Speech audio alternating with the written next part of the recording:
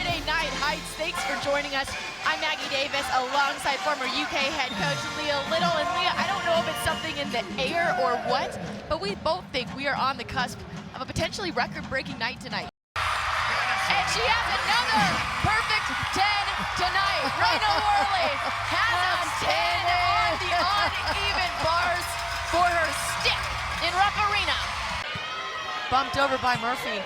Free ball for the Cats. Rome to Teeler. Count it.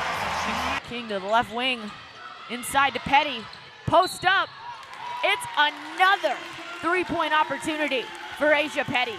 There are few things better in sports than a good comeback, right? And Isabella had her season low last week on the beam. Great to see her rebound tonight. Well, I'll tell you what. Cats with another look at it. Brown out of the net. Kentucky finds the back. The #1 gymnast in the country in this event. That's what you're seeing right now. Aggies claim set 3, and hey, we're going to a 4th. More volleyball for us. Maggie Davis alongside Leah Edmond. And Leah, what was working for the Aggies in that set specifically? I mean, it started with Texas. Petty on Chambers, goes up, not quite, gets her own rebound. She'll try again, same shot, different result. Owen 16 points. Here's Petty down low, floater, different move by the senior than what we've seen so far today. Your team up with a 1-0 lead at the break. First goal came early in this one. What have you seen by your offense, one that's already fired off 10 shots this evening? Yeah, we really focused all week on being a little bit more dangerous. As the Cats leader with 14 kills, followed by DeLay with 13, Teeler with 11, but none of that happens without their setter. We talked about it at the beginning of the match, and now we're joined by Miss Setter herself, Emma Grome. Emma, congratulations on the win. What was working so well for you and your team tonight? Outside to Cockrell. What a dig. And it's a kill by Elise McGee. Who else to finish it here in the first round of the NCAA tournament? A sweep. Check.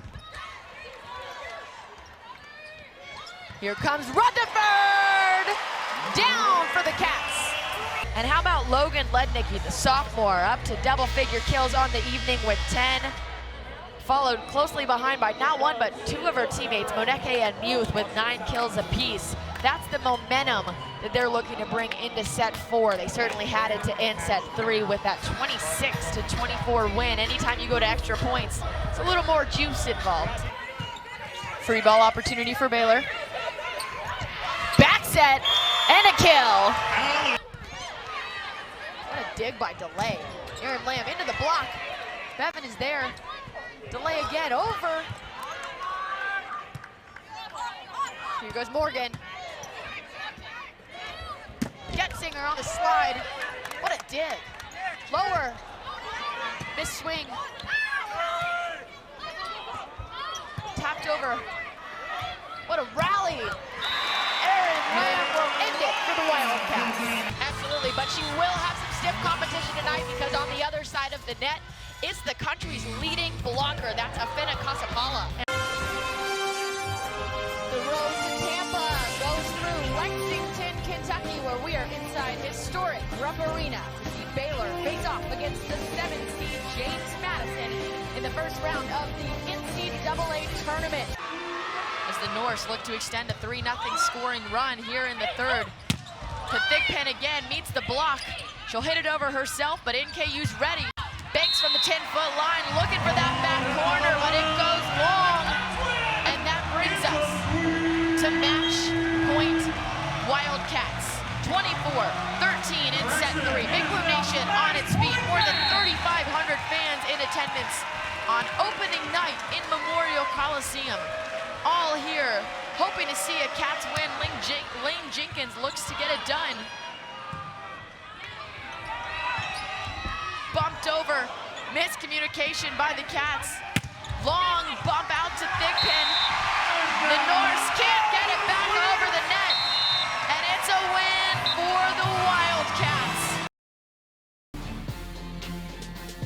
Welcome into the Wendell and Vicki Bell Soccer Complex. It's a gloomy night in Lexington so far, but nothing brightens your day quite like a little SEC soccer. Luckily, that's exactly what we have in store for you tonight as the Kentucky Wildcats get set to host Georgia, the reigning SEC champions. And hey, no pun intended there, but we do have a little bit of an earlier start time tonight because of weather moving into the area. First kick now set for 5 o'clock Eastern time. It's okay to see the Cats and the Dogs play. We don't need it raining Cats and Dogs. Alongside the former Kentucky Wildcat, Maddie Lockridge, I'm Maggie Davis. Thanks for joining us here in Lexington. It's a cloudy evening, 71 degrees, less than a minute until kick. Here's what we expect from the Georgia Bulldogs. Hannah White starting in place of her stepsister, Tori Penn. Here's a look at Kentucky. One major change we want to focus on for now.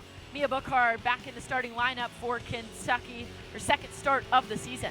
Looking to keep their season going. Mars Josephson out of the net. Dangerous position for Kentucky to be in. The Wildcats just trying to clear the ball as Josephson gets back on her feet and back between the pipes.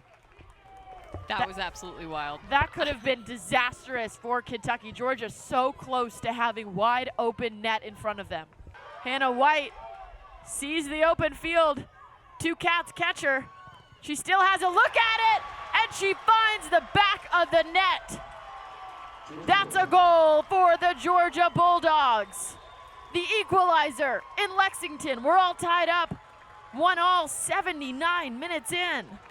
Pay close attention to the surface this team is playing on. I did check this earlier today with all of the expected rain in the area. It is real grass, it is not turf, so it could be affected by the rain. We've certainly had a lot of it here in Lexington this week, couple of muddy spots. That'll do it in Lexington. It's a draw between the Wildcats and the Bulldogs. Kentucky will have to wait a little bit longer to get its first SEC win of the season. Coming up next for both teams, they'll stay in league action. UK, a road trip to Norman to play the new SEC foe, Oklahoma. That's coming up Sunday at 2 o'clock back on the SEC Network Plus. Georgia gets to return to the Turner Soccer Complex where they will host Alabama Sunday at 3 o'clock. Every little bit counts, right? Because we are moving closer and closer to the postseason. And this fun little number called the National Qualifying Score, well, it comes into play starting next week. Here's how that works. It's going to take every team's top 6 scores. 3 of those have to be away meets, right? Prioritizing being able to perform on the road. You drop their highest score. That doesn't seem fair. You lose the highest one, the best one, and then you average the remaining 5. That's how you get the NQS. The NQS is how teams get ranked for the postseason. The top 16 teams, according to that NQS score, well, they get a seed in each regional. 9 teams get to compete at each regional site. 4 regional sites every single year. This year, we're heading to Arkansas, Michigan, California, and Florida. And then the fun really gets going from there, right? You have round 1, round 2, regional finals all the way until we get to nationals where 8 teams will compete for a national championship. Every team in the country wants to be in that conversation, right? And Kentucky is doing its part here this season, up to 5th in the country right now, and trying to keep that momentum rolling forward as we look towards the NQS scores, which again, first one will come this coming week.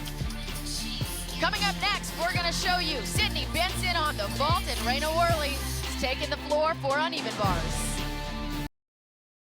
Good evening from Lexington, Kentucky, where we welcome you into a venue that has been totally renovated, revamped, reimagined since the last time we were all inside these 4 walls more than a year ago. But even with all of the changes and the updates that come with an $80+ million remodel, walking into this venue, into historic Memorial Coliseum, well, it still feels historic.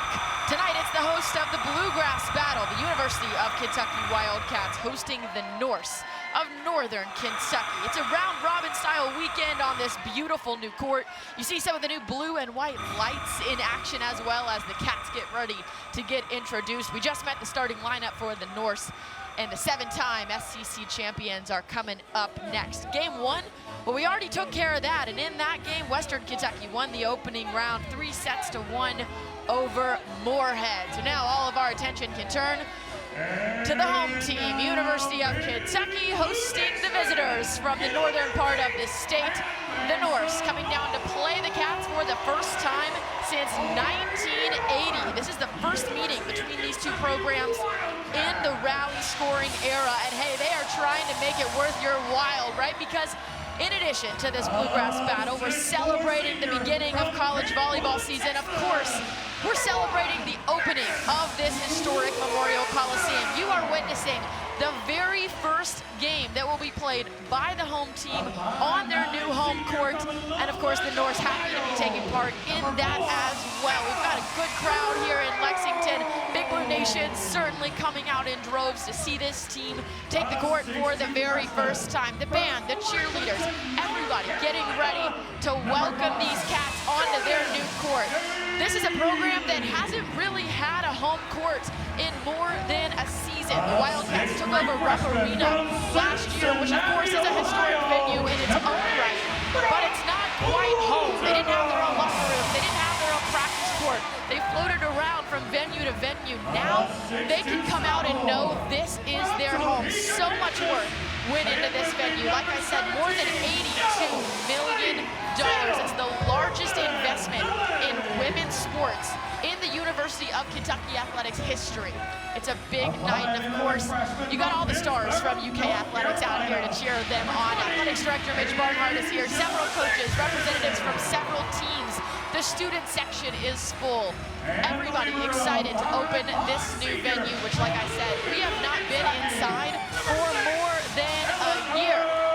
We all have to get our rhythm back, right? And so as we get going, hang with us as we work through some potential technical difficulties. We're working some new stuff out. As like I said, everything here is new. From this court to the lights, the Jumbotron, the banners, even the bathrooms have been renovated. Everything here looking brand new for these women's programs. Of course, Kentucky volleyball hosting the action this weekend, but eventually this will also be home to the Kentucky women's basketball team, the stunt program, and the University of Kentucky's gymnastics program. So a lot of very talented women will be hitting this court over the course of this year and the decades to come. Tonight it's all about the Wildcats and the Norse as we get set. Talk a little bit about who you'll see on each side of the net as well as who you'll see on each bench. For the Wildcats, it's head coach Craig Skinner, entering his 20th season at the helm. One of the longest tenured coaches in the SEC, one of the longest tenured coaches at UK right now. Liz Hart on the other side of the net can say the same thing. 15 seasons now at her alma mater, helping lead the Norse, and man, she has led them through a series of changes. They moved from Division II up to Division I back in 2012, and right away started finding success. She guided them to that D1 status, and then right away earned the best record a reclassifying school has ever had in NCAA history. They went 25-7 that season, and they are looking to continue building upon that success. This is the Norse's first game of the season, 0-0 next to them right now on their schedule. The Wildcats 0-1 as they took on the #2 team in the country earlier this week. Traveled down the road to Louisville for the ABCA First Serve Showcase. Opened the college volleyball season by playing #2 Nebraska. Tonight, it's an in-the-state matchup for the Wildcats and the Norse. Northern Kentucky will serve first, and we are just seconds away from the first serve inside Memorial Coliseum. It's Tori Houston, the starting setter.